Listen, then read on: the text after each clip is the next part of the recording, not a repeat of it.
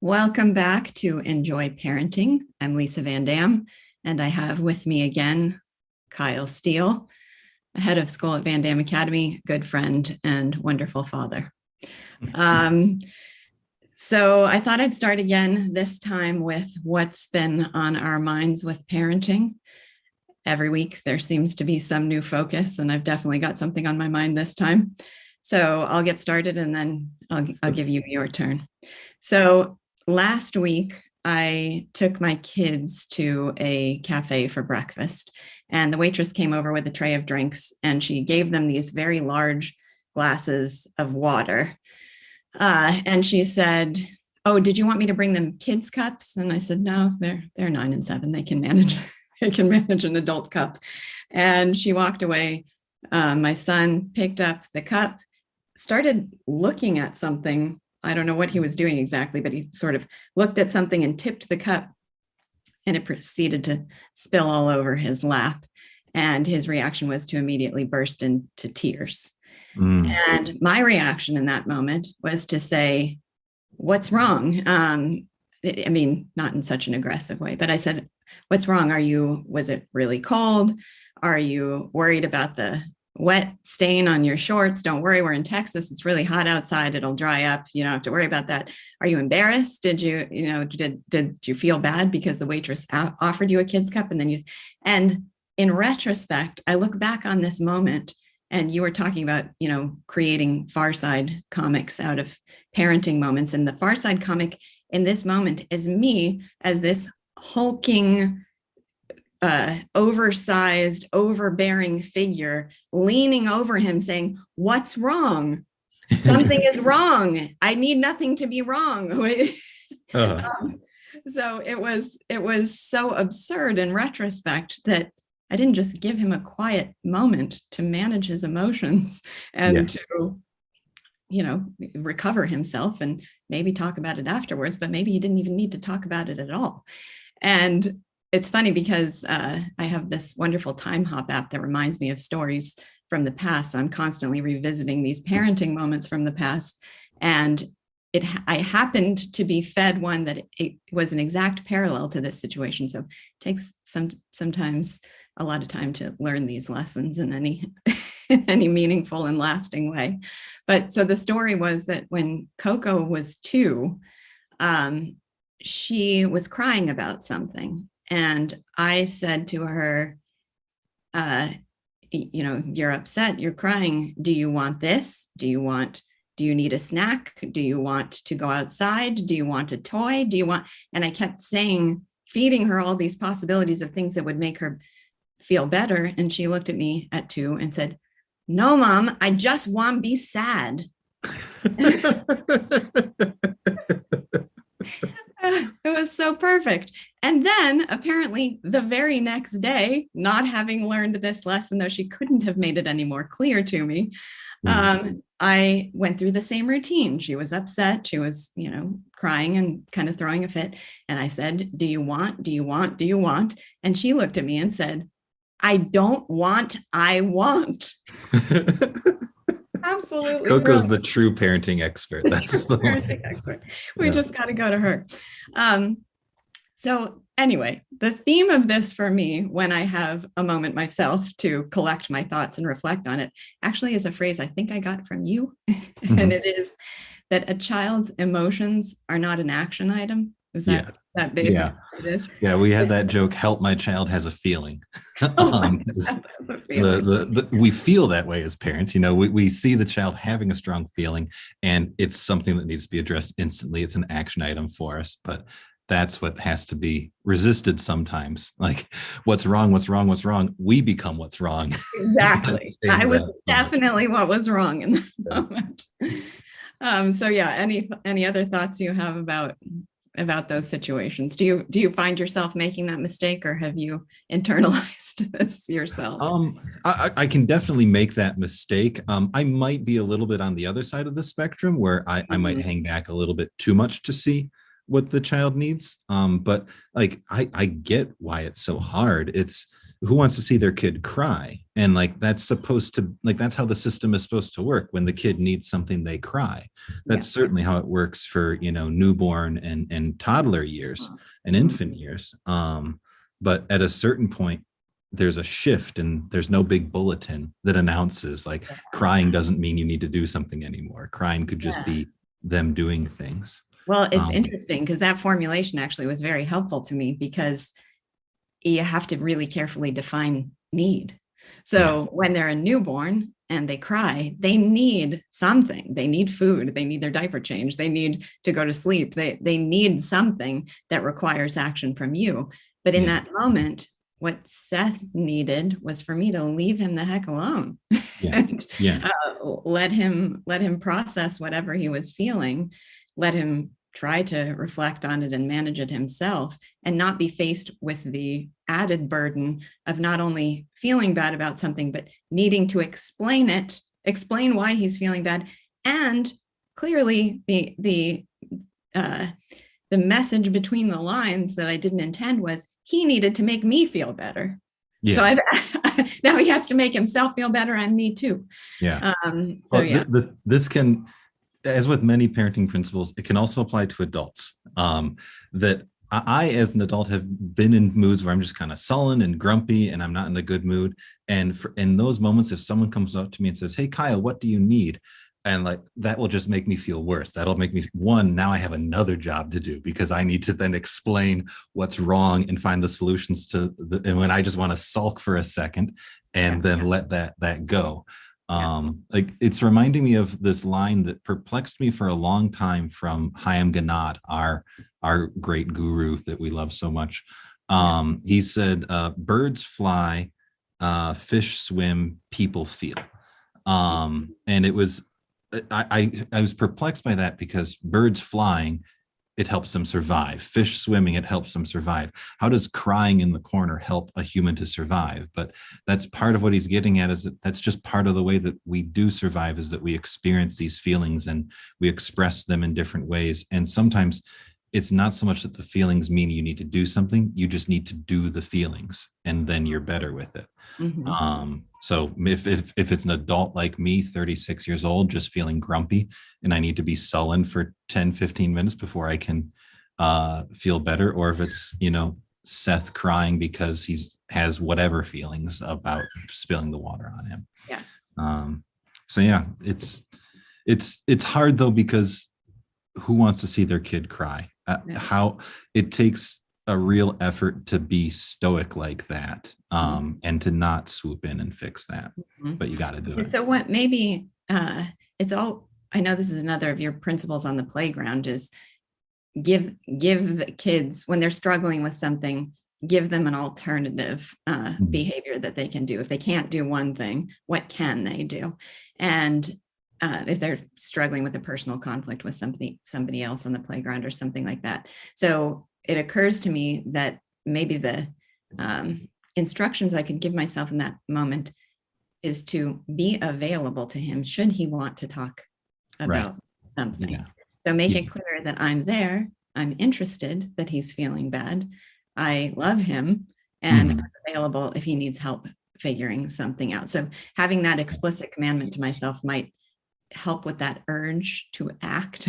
The urge to act can be make yourself available, not hover and depress.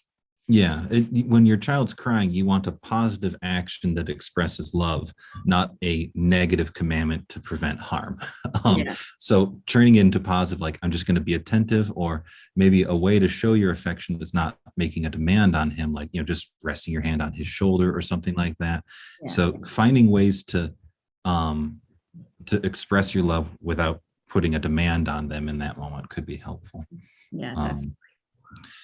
Well, my moment, I think it connects to this a little bit, the thing that I've been thinking about. And I don't know if I've got the right side of this question. So I'm interested to hear what you think about this. So I went on a hike with Isaac, my 2-year-old. I strapped him in, and it was pretty grueling to go hiking with a 30-pound sack on your chest. And by the end of the hike, we came back, and it stops at this playground. And I unstrapped him and I let him go run around. and I'm kind of panting and leaning against a pole. And I look down and I look up, and he's got a shovel. I don't know where the shovel came from, but it's like the size of his body. It's got this pink plastic thing. He doesn't own it. And I had the instinct, which is kind of the cultural norm around here, which is I need to step in and figure out whose shovel this is. I need to make sure that it's okay, or I need to get him to put it down and say, that's not ours. But I was just too exhausted. Like, whatever, he'll be okay. And then, I kind of blink again, and there's a second toddler, or a second infant with another shovel. I'm like, okay, great. So they look like they're playing with each other. Turns out neither of these kids owned the shovels. It was a third party entirely. But I talked with the parents, and they're like, oh, no, it's fine. Our kids aren't using it. And so it worked out pretty well. Like, I kind of stepped back, and he was able to pick up the toy and play with it, and that was good. Then a kind of counterpoint to this was another family came over with a little baby in a stroller, and two girls, the true owners of the shovels, they ran over and were very curious to see this baby, but the parents were suddenly horrified because these were strangers, and they're like, no, no, no, give them some space. They were worried about being rude, like having the kids swarm these parents that just wandered over to the park. And I thought that was kind of funny that, like, the adults pushing the stroller, they're adults. They could manage that fine. They didn't need the parents' help to kind of set some boundaries and be like, oh, you can give them some space, or step back, girls, or something like that. But the parents felt the need to intervene into that moment. Then there's kind of a third little vignette, and all these kind of got connected in my head. I went with Isaac to another park. There was a boy about twice his age, 5 or 6, playing with some sand toys, and Isaac just kind of waddles over to him and smiles awkwardly because he wants to use the sand toys. And boy packs him up and moves over someplace else. He wants to play alone. And Isaac doesn't understand what's happening, so he just follows him and wanders over. And the boy packed it up 3 times before, and Isaac just kept following him and smiling. And I walked over because I was just going to pick up Isaac and do something else. But this little 5-year-old, he was my hero. He walked up to me and said, "Excuse me, is this your kid?" I said, "Yeah, that's my son." He says, "Well, he keeps following me and I don't want him to." And I'm like, this guy is great. Like, I'm an intimidating guy. Like, I'm 6 feet tall, and I hadn't shaved that day. And but he just walked right up to me and explained what he needed. And I said, "Oh, that's okay. I'm glad that you told me. He doesn't really get it, but I'll make sure he knows that you want to play by yourself." But then the mom comes over and is falling all over herself, apologizing and saying, "Oh, I'm sorry. My kid needs to learn to share. He's going to learn to be nice eventually." And I'm like, no, your kid was great. He was fantastic. And so I look at all of these, and the kind of thing that I'm thinking is the playground it's supposed to be the place where we step back and let them socialize and get into weird situations, and let strangers socialize with them, whether it's another family or another kid. Like, none of this was like a muttering homeless person wandering into the park. Like, there was never any danger that needed me to intervene. And I think that it's important to kind of have that as a deliberate thing that you do is, all right, I'm going to be comfortable with them, with an uncontrolled situation to some extent, that I don't know how they're going to socialize with each other. Maybe they'll get angry at each other. Maybe they'll call each other a mean word. And then, I'll have to step in. But it seems better for the child. They get more of what the value is of the park and that kind of a space by stepping back. So now maybe I'm going too far with this, but there was just a few things together in a couple of days that just got me thinking about when should parents step in and mediate social experiences. So I don't know if how that strikes you, but that's what's been on my mind. Yeah, I love that topic. And it's funny, it integrates with an experience I had at school this week.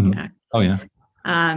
So let's see if I can make the connection. So this doesn't directly address the principle of when you should intervene. And that's a really fascinating and complex one that I'd be eager to talk about further. But it seems in the stories that you told that it was perfectly appropriate to be on the side and to let them sort of figure these dynamics out, and that encouraging having that sort of as your premise going into the playground is going to mean that they rise to the challenge of sorting these things out. Maybe not every kid's going to have the confidence level to walk up to an adult and tell that adult what he needs. But if you're going to create conditions to allow that as a possibility, you've got to step back and empower them to express those thoughts and those feelings. But the interesting connection I thought of is, I think a lot of parents intervene quickly because they are fearful of being judged as a parent. This is the theme I hear from parents all the time. And that seemed to be the case in the example you gave with the child who did approach you. Mm-hmm. They think you're going to judge them as not managing their child. You're going to judge them as raising a kid who's rude. And because they're so afraid of that, they intervene because they need the kid to represent them as a parent. And I just want to say, just so I don't seem like I'm just throwing shade on other people, but I had that same impulse. I was just too tired to act on it.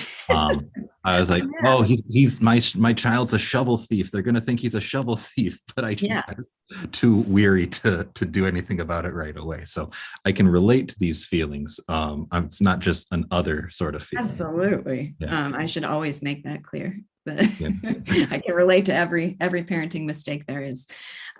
So the incident that came up at school, which you know well, is that some kids at recess created a game of throwing recess objects over a wall to each other. So they couldn't see. It was a blind, they couldn't see what was on the other side or who was on the other side. They start throwing balls, playground equipment. Eventually it degenerates into the children's shoes. And so they're throwing their shoes back and forth over the wall, and they were throwing it over a space that was inaccessible to us, locked away, and a no man's land for objects. And so the shoe, of course, landed in that area. So the kids come to me, sheepish, embarrassed. This taught them a lesson that was not the best activity for them to engage in on the recess grounds. They admitted their mistake. They all took ownership of it. And I just had to then communicate to the parents what had happened and that there was now a lost shoe. But one of the parents told me afterwards, and I found this really fascinating, in my communication with them, I made it clear that I didn't think there was anything further that needed to be done. I thought they learned their lesson from reality. I thought they were very kind and accountable and mature and even adorable when they came to talk to me about it. And the mom told me that the tone of my email helped shape her reaction with her own son, because the tendency would have been to punish and to scold and to reprimand and to be hard on him. And she said that tendency would have partly at least come out of the fear of how she's going to be perceived as a mother, that she needs to make it clear that she has boundaries with her child and that she's going to hold them accountable. So that was just an interesting twist on the situation to me, that it was very insightful on her part, that her reaction in that moment was going to be as much about her perceptions of her as it was what she thinks is the right thing to do in regard to her child's behavior. And, that was in a situation where that's not just a stranger at a park who you are worried about. We have a years-long relationship with that family. So, it takes a lot. It's very easy to be like, what will people think about my child? And how do I need to signal that I take this seriously and I'm not going to let my child be a menace or something like that? And so that is an impulse that can go too far very quickly, even around people that you've known for years and you think you have common principles with. So what's the antidote to it is a much harder question. I don't have anything in my back pocket except to just try to positively seek out. I almost think of it as being like, kind of like lifting weights where, it's uncomfortable, but it's good for you. That when I'm at the park with Isaac, he's might get into uncomfortable social situations, or not so much uncomfortable, but just unknown, confusing ones, but it will be good for him. Like, oh, I picked up this toy and then this kid made a face at me and I don't know what that means, but it's going to be good for him to have those things and kind of turning that we want to control things, and that's why we're afraid of that and why we intervene. But if you can shift your perspective and see that as there's actually a positive level of the unexpected that you want your child to be exposed to, and the park can be a good space for that. Yeah. And breaking the tension by just being transparent about what's going on in any situation. So at the park, being open with a fellow parent about why you're taking the approach you are in a relaxed manner. I think that could be helpful too. Yeah. And like, if you see, so like, if I think of the kids that ran up to the stroller, waiting to get some sort of a cue from the parents that they need some help. Like maybe they look at you with like, am I allowed to set a boundary with your kid? That kind of, you need to exchange a glance before, kind of let the parents invite you in to that social moment. That can be a good rule of thumb to use. Well, do we have some questions that we want to get to today?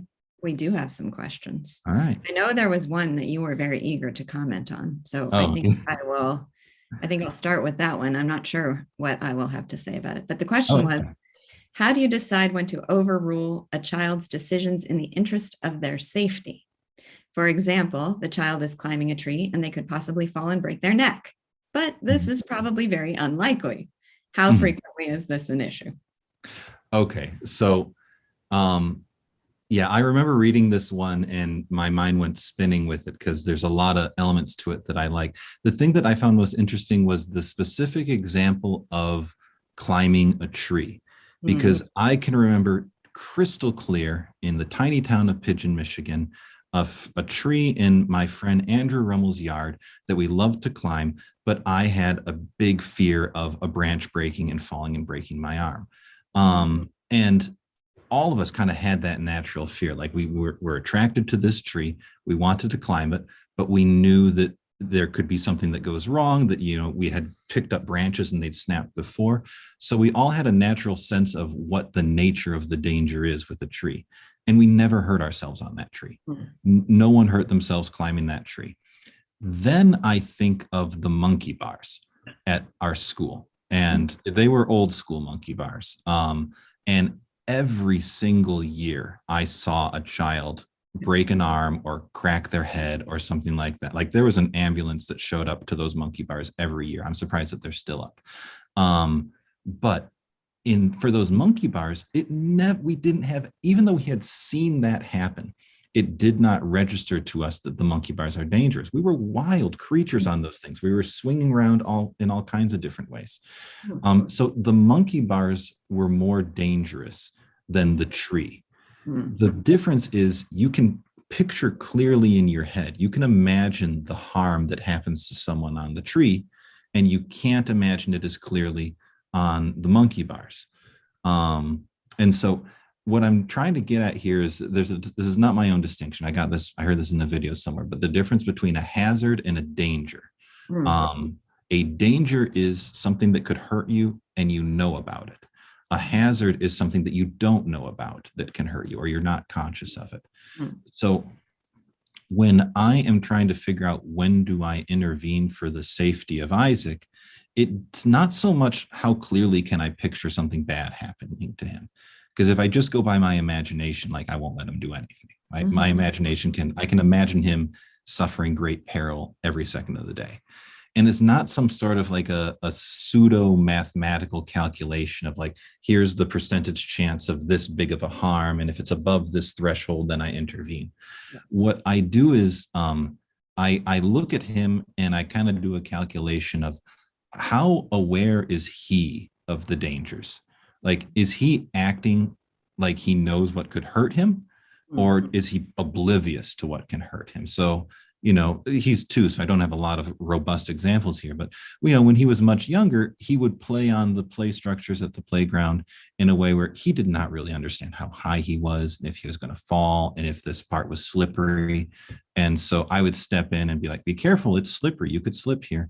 But once he signaled to me that he knew, he understood how easily he could fall down, then I stopped intervening so much. So the big heuristic that I use for deciding when to intervene is how conscious is my child of the dangers, not how gruesome is the picture in my head, or what do I pseudo-mathematically calculate is the likely problem.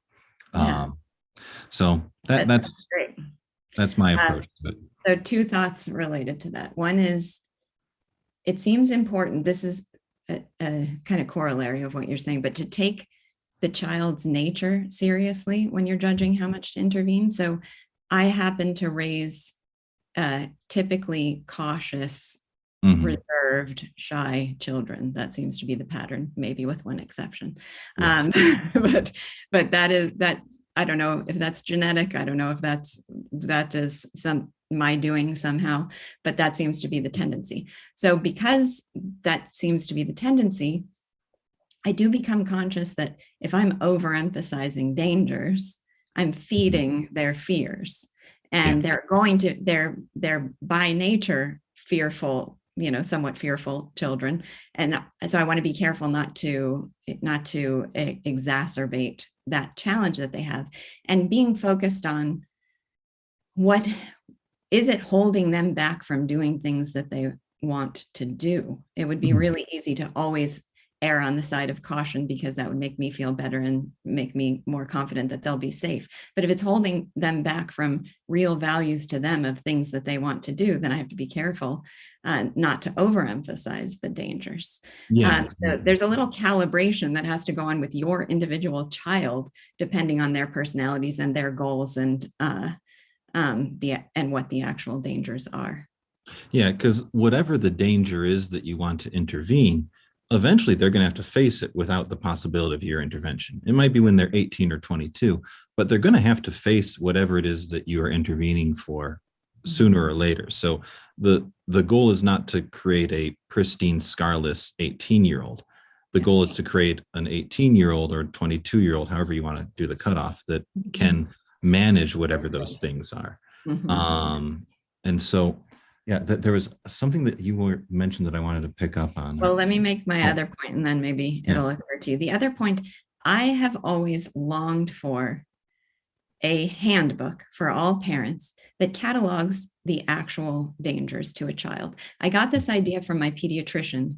I don't know if this is a practice of all pediatricians. It's one I especially like that of his, that seasonally, if you have an appointment with him, he will mention the most common hazards that a child is going to face. Do you have a pool?